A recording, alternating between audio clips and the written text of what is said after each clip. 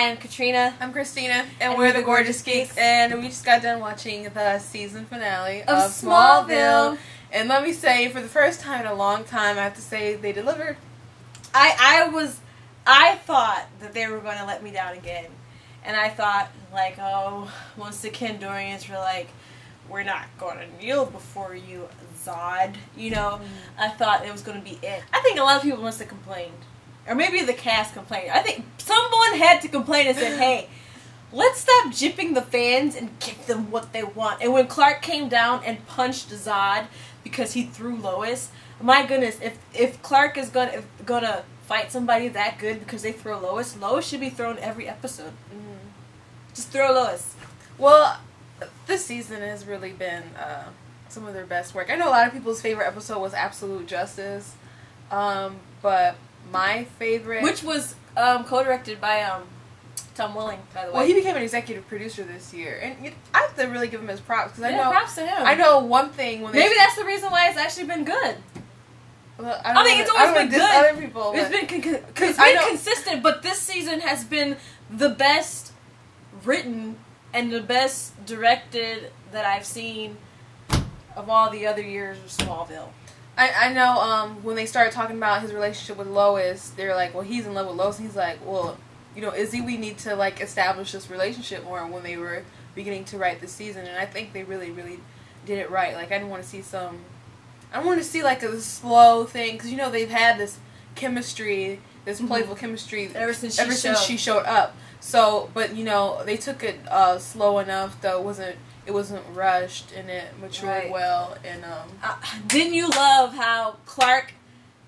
Oh man, this is one thing on my list, and I thought they had to bring Lana back to establish this, but I don't think they really need to, because he established it in just in a few sentences. He told Lois in this episode, out of all the relationships I had, I realized you were the one I needed in my life. And I was so happy. It was like, yes, sorry, Connor fans, but that seals the deal. It seals the deal.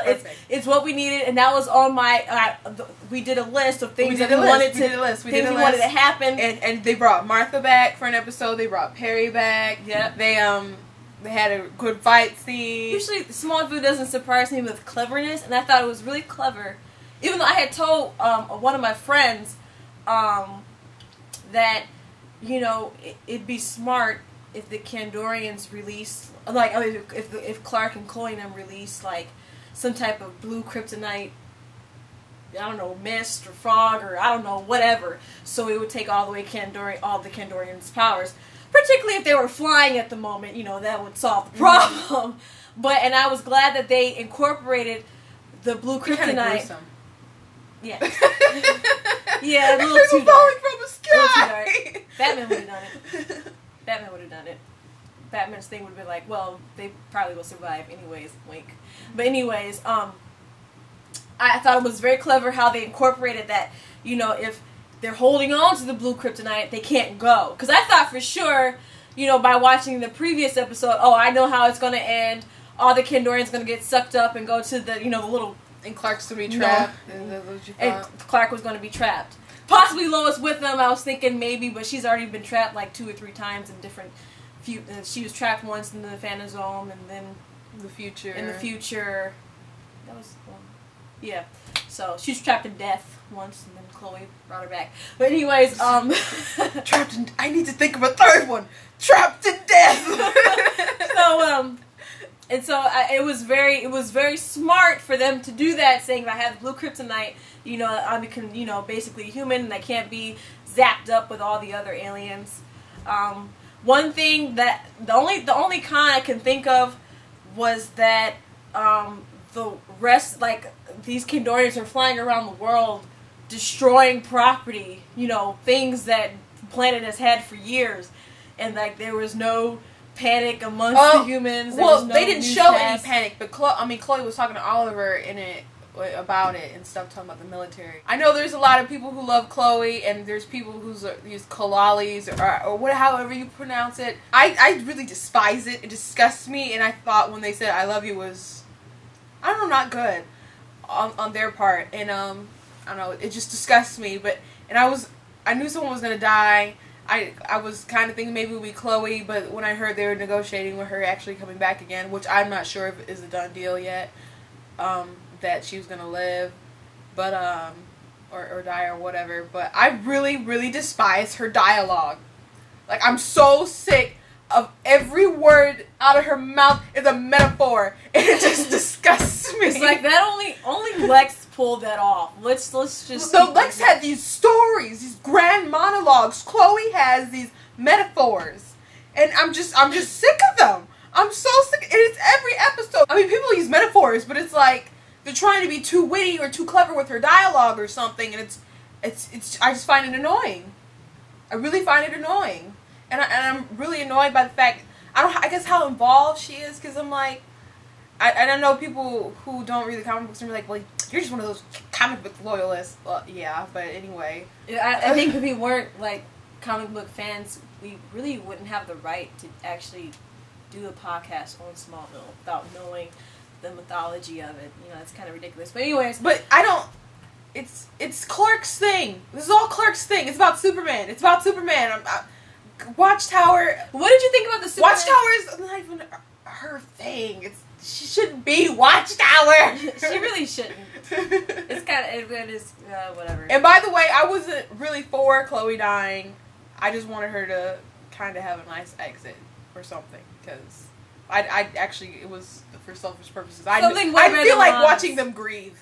So that's basically why I didn't want them to kill her. Yeah, if Chloe died, it'd be like, you know, about 5 episodes of, oh, Chloe, I miss her, and blah, blah, blah. What did you think about the glimpse into the future? I was very glad that they did that. Oh my gosh, there's another thing. Martha made the costume for Clark, so I was so glad that she left it for him. But, you know, there's a lot of expectations for the next season now, because we're like, well, he has this costume. At the end, he fell off the building with that kryptonite dagger in him, so I'm like, well, he's gonna have to take it out and fly away. Like, that's just, like, that's what you're thinking is gonna happen. I doubt it. I don't know. Well, I don't know, because there's this rule of no flights, no ties, but the original creators who set those rules are gone.